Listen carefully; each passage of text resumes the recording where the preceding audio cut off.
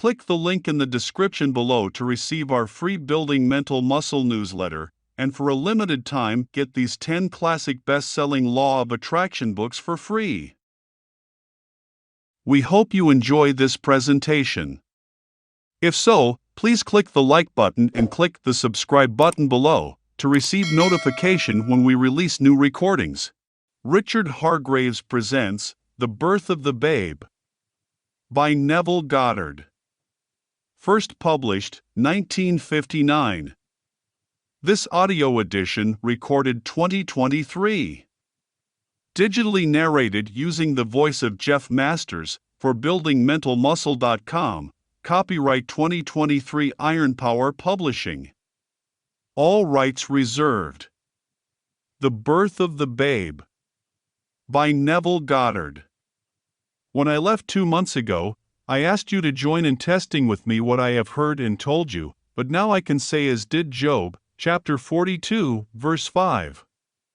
I have heard of thee by the hearing of the ear, but now mine eyes see thee.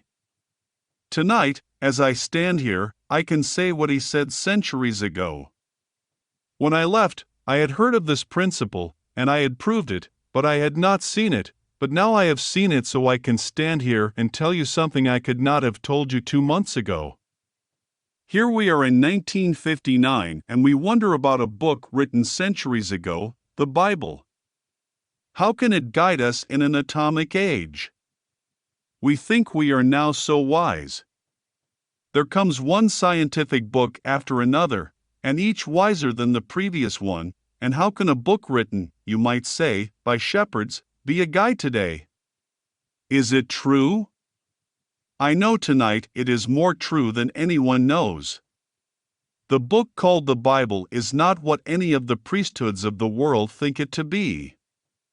We say that God is all imagination, and that God and man are one, and we exist in him and he in us. The eternal body of man is all imagination, that is, God himself. Blake. I told you that, and I believed it, and I heard it and read it and tried to put it into practice, but now I know that you and I are made of the very substance of God, and we are one with him. I want to share with you an experience I had on the morning of July 20th in San Francisco. But first let me quote from Isaiah, chapter 9, verse 5. And a virgin shall conceive. For unto us a child is born, unto us a son is given, and the government shall be upon his shoulder, and his name shall be called Wonderful, Counselor, the Almighty God, the Everlasting Father, the Prince of Peace. He shall be called Emmanuel. And of the increase of his government and peace there shall be no end, and a little child shall lead them. And this shall be the sign, you shall see a babe wrapped in swaddling clothes, lying in a manger. The prophecy of Isaiah is true. On the morning of July 20th, I was in San Francisco, a city named after a saint, and I was living in a hotel named after a pirate, the Sir Francis Drake. At 4 o'clock in the morning, a most wonderful dream was interrupted. I was dreaming of tomorrow's man, where all the arts flourished, when instead of just hearing music, you could see it forming into beautiful patterns. I was freezing this, when it was interrupted by the most terrific vibration within my skull, at the base. This intensity increased and increased, but instead of being catapulted into space, I am being squeezed out of this body inch by inch, and I find myself with my head on the floor, and I literally pulled myself out through the skull, and then I am having a few moments of rest, and I look back at this bed and I see myself there like someone in a recovery room coming out of an anesthetic, my head moving from side to side. I remember my wife doing this after the birth of our child when she was not yet fully conscious, that sideways movement of the head, over and over. And then I heard the whole vibration again, and now it is coming from the corner of the room. I thought it might be the wind, and for a moment I contemplated that.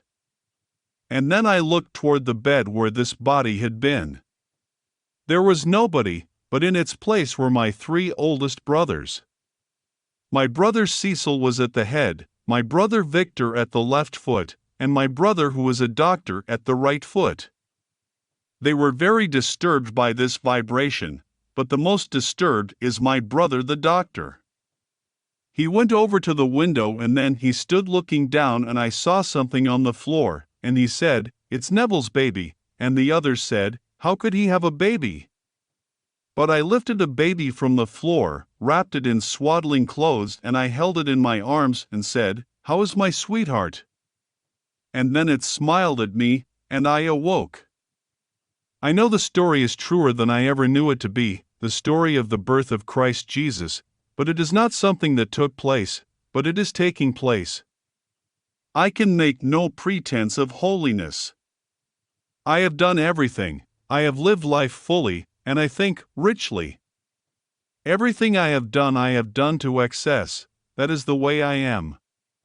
So, I cannot be proud that I gave birth to that son, nor can I be ashamed, but when I see as I have seen, then I know the story is truer than the priesthoods of the world tell us. In John, chapter 3, verse 2, we are told of Nicodemus, a ruler of the Jews, who came secretly to Jesus. "We know thou art a teacher come from God, for no man can do these miracles except God be with him."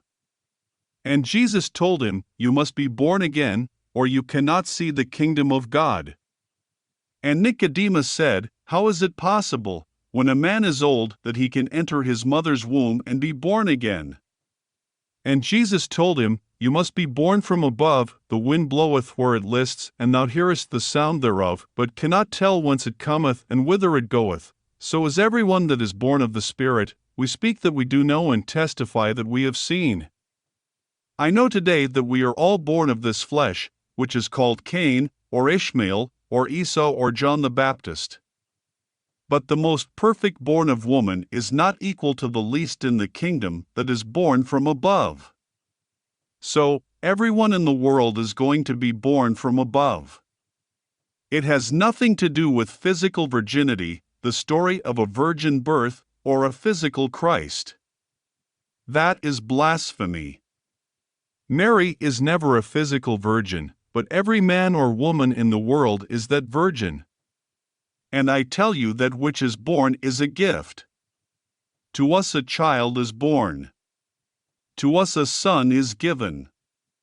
I had no concept that, on that morning of July 20th, I would be carrying the Son of God.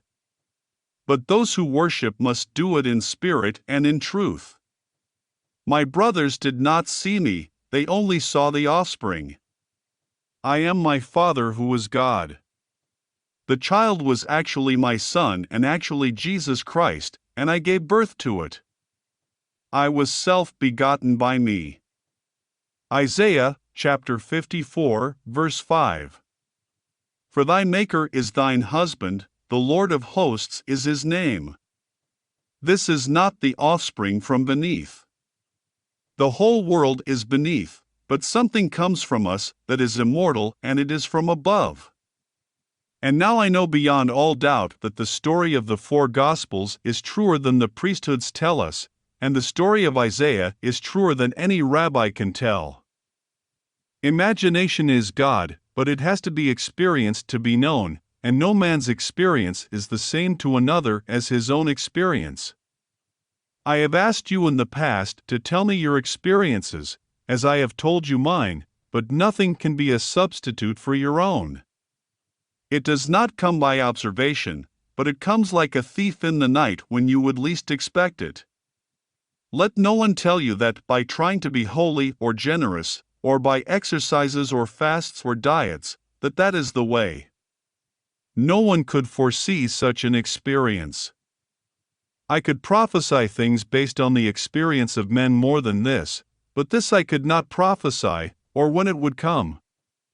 The Bible is the most modern book in the world.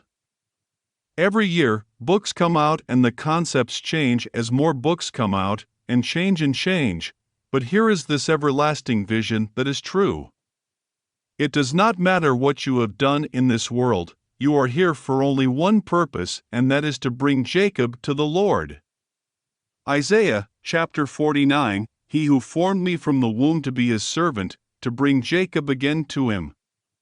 The perfect servant is going to find Jacob, the lost boy, the prodigal son. We are all the prodigal son. We spent everything, every vision, for I cannot wait to tell each of them when they happen. I could not wait for this night to tell you this. My first night in San Francisco, I could not wait to tell my audience. Someone, after the meeting, who was an authority on masters, adepts, and such, said, "How silly. He talked about having a baby." They do not know that the greatest story ever told is told between Genesis and Revelation. Many books of the Bible are commentaries. They are not visions, but the first 5 books are true visions. Judges is vision, and Joshua, the 2 books of Samuel, the 2 books of Kings, all the Psalms, all are perfect visions. Proverbs and Ecclesiastes are commentaries, but not true vision. The others I mentioned, and the 4 Gospels and Revelation are perfect visions, and every man in the world is going to fulfill them. Not one will be lost, because your Father who made you out of his very being is your husband, and he sires you out of his only begotten Son. He is making all of us centers of imagining or centers of reality. I have heard it before with the hearing of my ear, but now my eye seeth it. Ab told me this. When he met me, he told me that I had come to do a certain work, and he called me by name, though I had never before met him or he me. He gave me a piece of paper and I put it in an old Bible, and here are the words written in 1933. The King of Kings, the eternally becoming one, which men call Christ, must ever be remembered as a little child. He wrote that out for me, and I put it away all this time. I tell you that God made you out of his very being, that we are made from the very soul of God, and then he sires the image of himself, in symbolism. I found this infant in swaddling clothes. I will not fail, for it is God doing it. Science laughs at the Bible and says there is no God, that the whole story is a fake, but I tell you that the story is truer than in any book you have ever read. I know I have done what I was told to do. He formed me from the womb to be his servant and to bring Jacob again to him. He wants that symbol of all the people in the world, and he wants me to produce it myself, that symbol that shows I am the father of the whole vast world. But my brothers said, "How could Neville have a baby?" These were wise men of the world, but they could not understand. The one who was the doctor understood and said, "It is Neville's baby." They could not see me, but I was real and invisible like my Father, for my Father is spirit. I am real, without form. I did not produce this child out of any physical womb, but in a way no man could have conceived. The word is from pneuma, meaning a current of wind. I actually felt when I heard this disturbance that the wind caused it. And then comes the infant wrapped in swaddling clothes. I did not know a child was being born when I squeezed myself out of this form, and then looked back at the body on the bed, moving its head from side to side. Blake said, "She does not know what is happening. Either good or evil, she is not to blame." And in the beginning of the book, Songs of Experience, he drew a picture of a child coming out of his head, forming as it were an egg. They said he was mad. What I have told you tonight is mad, but it is more true than anything I have ever told you. You are also worthy of this experience because you are made by God. If you live by faith in things not seen, you are preparing the way for the appearance of Jesus Christ in you. If your faith is based on things seen, you are not preparing the way, for the child is not born by the passage of time, but by the faith of the one involved. I hope you have not done anything you must feel too sorry about, but no matter, in the eyes of your Father you are pure. I had no knowledge of what was taking place. It comes like a thief in the night. It has nothing to do with the good and evil people talk about. Blake says, I do not consider either the just or the wicked to be in a supreme state, but to be every one of them states of the sleep which the soul may fall into in its deadly dreams of good and evil when it leaves paradise following the serpent. Great selfhood. Now I know. Night after night the whole experience unfolded to me. I would turn back to the Bible the next day and find things I had never seen before. I have taught the Bible for 25 years, yet now the whole thing is greater, yet it does not deny what I told you, that God and man are one, and all imagination. God is actually seated here as you are seated here. There is only God. Blake said, If thou humblest thyself, thou humblest me, thou also dwellst in eternity, thou art a man. God is no more, thy own humanity learn to adore. Black, red, yellow, there is only God and nothing but God. Man can reach the sun and go into interstellar space, and it is nothing to the unfolding of the visions given to us. When you have the experience, and you hold your own Christ and know you fathered it. Blake said, For there the babe is born in joy that was begotten in dire woe, just as we reap in joy the fruit which we in bitter tears did sow. Mental traveler. This whole vast world is a furnace, and we are tried and then received back by God as background in the imagery of His perfect Son. He awakens us as Himself in that moment. For when we awaken, then we are He. He is begetting His Son in all of us, forever. He descends as a weeping babe, literally, for you were spanked into your first cry when you were born, but this one born from above is not spanked. The one born from below is the Esau, the Cain, but the one I held in my hands is Jacob or Isaac. If I begat Jacob, am I not Isaac? If I begat Jesus Christ, am I not the one men call God? Blasphemy? No. You are made by God for the purpose of bringing forth His only begotten Son.